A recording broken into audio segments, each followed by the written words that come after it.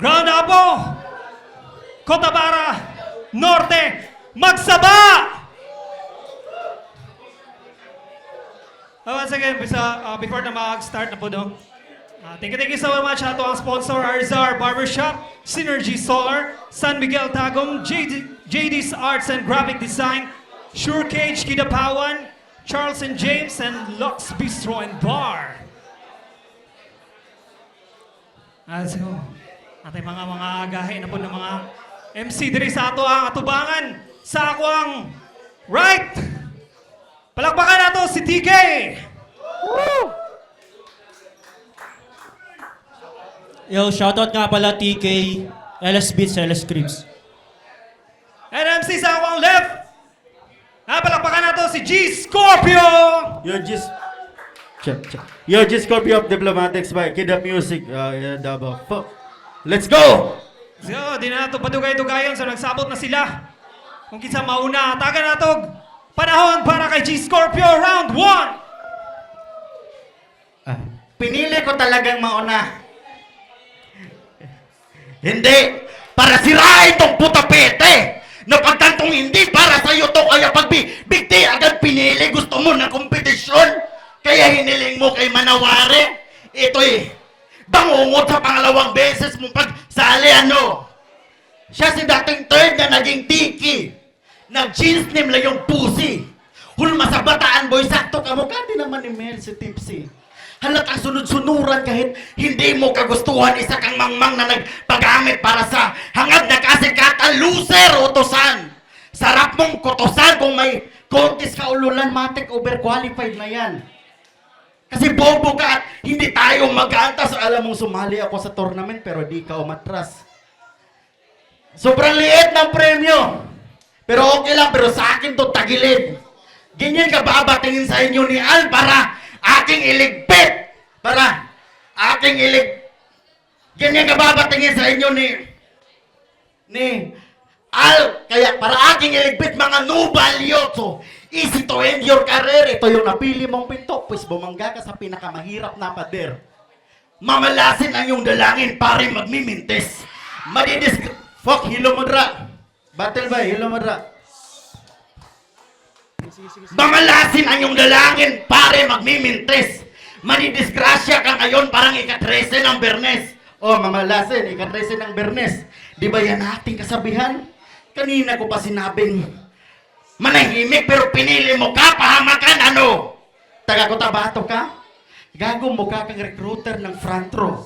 Dealer ng expire na shampoo. At higit sa lahat, mura kang server o shampoo.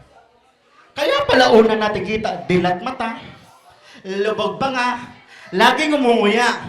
Yung tipong kaya niyang magshabu habang chumuchupa. Tinitigan ka, nilapitan ko, at subo mo yung kamao ko. Walang selfie yung present mo kung usapan angas, bro.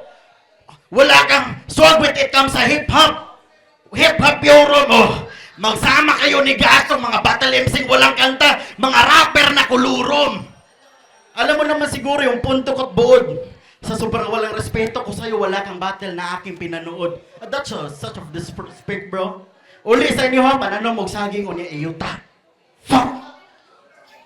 Yes, round 1 para kay TK.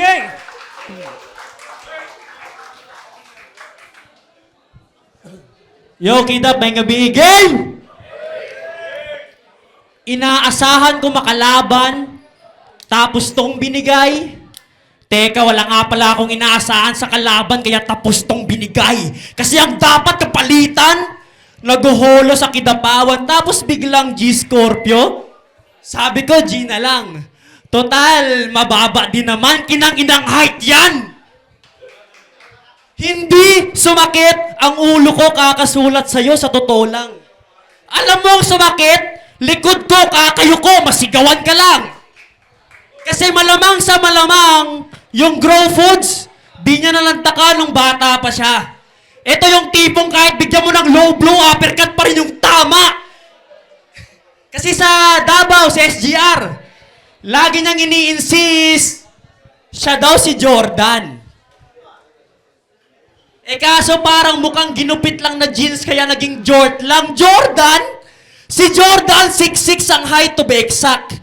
Eto, siksik din naman kasi alagang pigrolak. Jordan, di lang nakaligo, inihambing na sa kambing ang sarili, Diyos ko po. Si Jordan, binansagang goat. Tapos ikaw, binababoy mo. Hindi, sinimulan ko sa jokes. Binababoy mo.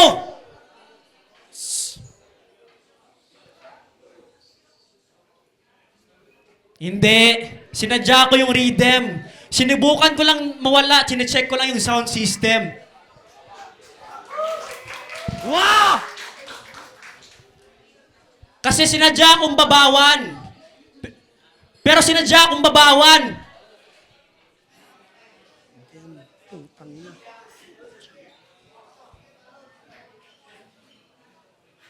Hindi, pero sinadya akong babawan. Yun po at... Pero pasok pa din yung tira. Pero pasok pa din na kada tira, bangshot, dimdakan. Sinimulan ko sa jokes, pero beware. Hahapdi yan after. Mapupuno ng teardrop, tirang Tony Parker. O matitira part. Ako'y pinaghalong Kimbo at Logan. Kaya sa kada punch may sharpness. And what's next?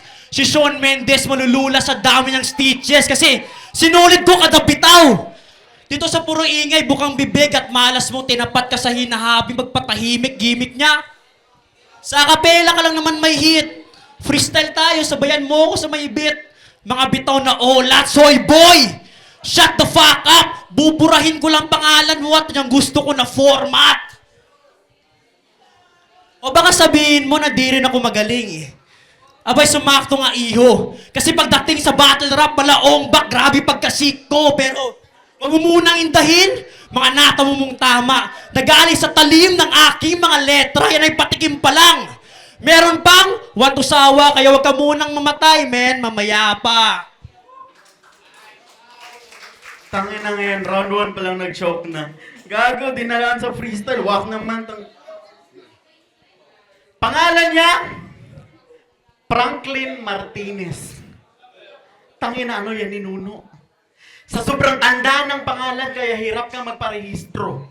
Millennial, tapos Franklin, nung pinanganak kayong tatay mo, sabog siguro, sa mga sasabihin ko, masasaktan to panigurado, mala, Frank Sinatra yung senaryo, mamamatay ka ngayon, sasakit sa puso, ano? Pero taga Cotabato yan. Yung tapang talagang pangdiinan. Talaga ba? Tara, tago-taguan. Tapos totoong barilan. Baka inakalang safety sa kidap. Yung pagre-research, di mo pinagigihan. By testing o tambay sa alim, sa talisay o taran. Lubaon ka, bisag way hinungdan, yeah! Pusi to'y kanilelset sa tuwing siya'y taglibog. Fuck! Kaya pala lumulusog araw-araw pinapakain ng itim na itlog. Kinakantot ka ng nega para sa amin ma-connect. Wala kasing sariling galaw parang babaeng minanipulate bars. At di mo deserve ang pussy. You're such an uncircumcised. Pag inangasan ko to't maninigas, parang na-paralyze, durog sa akin to para bang na-iodize at kung di dahil kay Lilsen, mananatili kayong di marirecognize ano. Wala sa kasing sariling galaw. Fuck that mindset. Kalaban mo halimaw. Such a mind freak. At wala kang pila sa rap. Man, wala kang kanta na i-record. Wala kang kanta na i-record. Walang kanta na i-record. Mindset. Tangina, tapos pambato ka na ng Cotabato. Mahina ang iyong galawan. Ikay aapakan dito sa may kidapawan. Third ang pangalan, mapapahiyato panigurado at di mo magkakalimutan ang pangalang Scorpio. Ano? This is my comeback. Siguradong may makakatikim. Di delikado ang buhay mo. Papaningin ko, nagdilim. Ano? Palag, sige, subukan mong magmatapang. Men, parang may bakanting kabaong at meron kang paglalagyan. Time. Round 2 para kay TK. Check. Pansin nyo style niya? Feeling villain. Pero pakwela, di ba walang koneksyon? Na para bang sinaniban ka ni Venom tapos ang naging outcome si Bentong. Pero hindi. Kahit maging comedic pa ang approach, wasak to sa akin. Mananahimik at walang sagot, Charlie Chaplin, kasi panayang joke. Pas battles mo patunay at yan ang aking nabuod. Na si Scorpio naaalala lang bilang mabilis makalimot sa mabilis pagkalimot sa pag-rap pa utal-utal. Tong MC wannabe. Kaya paano kanila mag-grab kung may problema sa delivery? Alam mo ang remedy? Bago ka magsalita, banggitin mo ng maayos ang salita. Ano, gets ba, Repa? Kasi yung babe, ginagawa niyang beef. Kau talaga! Tapos nagyabang pa yan kay Asyong ng rhyme scheme. Sabay sabing, kaya mo yun? Tapos yung suntok, lumanding lang sa spiral. Pauso ka, tol. May pabaril-baril pa yan. Pero wala namang dating, Wex. Pag ako nag-gun bars, magpa-positive sa paraffin test, ibang muscle ang piniflex. Hindi to pang headlock. Pagka-insert ng magazine, automatic headshot, kablaw! Talsik dugo, abay napasakto nga ang aim. At magkakaaboyan sa noo na parang Ash Wednesday. Ano? Kaya ba? Kaya ba? Ganyan kalayo ang agwat, kaya huwag ka nang umaasa Tagalupa. Kasi kaya kong mag-God mode kahit pa si Mana Santa na para bang kasagsagan ni Pacman. Ganun to magmaniobra, kaya anong kabatel, baka pulutan, minanikan niyang obra. Kasi hindi panabong tong inalok. Kaya ako'y medyo nadismaya. Pero pwede na rin pang food trip tong manok, lalo pat binisaya. Kasi mananatili ang aking gutom. Talagang lamon na ng lamon.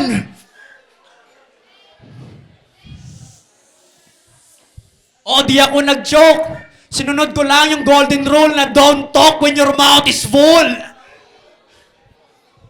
Cotabara Norte gagawin kong hunting grounds. Mga umaasang hayop makakarneto slaughterhouse. Magiging matadero ang dating. Lahat tatadtarin kada eksena malagim. Kaya si TK magtrabaho kada tugma krimen. Kaya yung mga ginawa kay Scorpio, di na makatao. Biker mice na nagkulang, wala na tong bodo. At oo, di ako DDS. Kaya marumi kong trinabaho. At kung siya lalawas na malinis, malamang kasi nilang pasok ko ng todo. Round 3 para kay G Scorpio. Yaran, Trey. Yawa na gunburst pa. Ang gago mo ragtanga. Gunburst, o pusilonta ka. Ay, kulbaan. Fake na rapper itong Lim na swagger sa Game My Master. Kung rap lang sir, mapa music o battle, I can do all things. Kahit yung son sa akin, napa-change ng name, Dame. At you change your identity too. Tanginang yan. Bading! Walang paninindigan from third to tiki. Defensive. Ayaw mabutasan, but I got a Russian roulette in your head. At diyan kita masisilipan sabay tutok sa noon itong hawak kong baril. Hindi. Sinadya kitang butasan pagkat yung tunay na target ko, Kael. Sup, dog? Mag-abot na sa unahan. Karong di nakabago sa dula.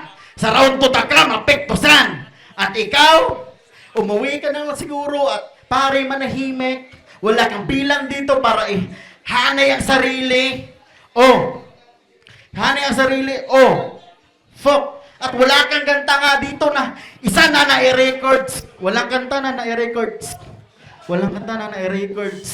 Ito yung Russian roulette kanina. Kakatapos ko lang mag-reload. Ano? Sino ba malakas sa lugar nyo? Sige nga, yung pangalanan. Puro kayo banban! Real talk, di ka ta-trip man kung di lang kulang yung tao.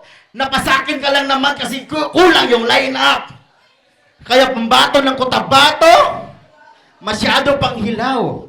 At hindi ka pwedeng maging panabong pagkat wala ka pang bitaw. Bars. Pero gusto mo talagang manalo? Well, pwede naman kitang pagbigyan. Mr. Franklin, gusto mo talaga manalo? Pwede kitang pagbigyan. Judge, yan na lang iboto ha. It's a prank! Magpakamatay ka na lang! Last round para kay TK.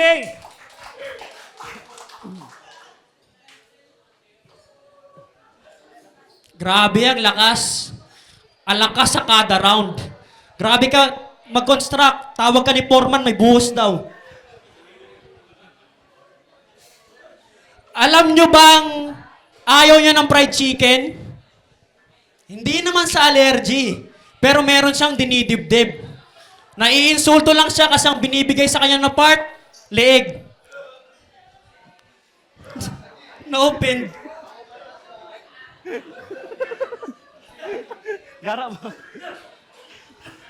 At speaking of leeg, kala mo di yan madadamay?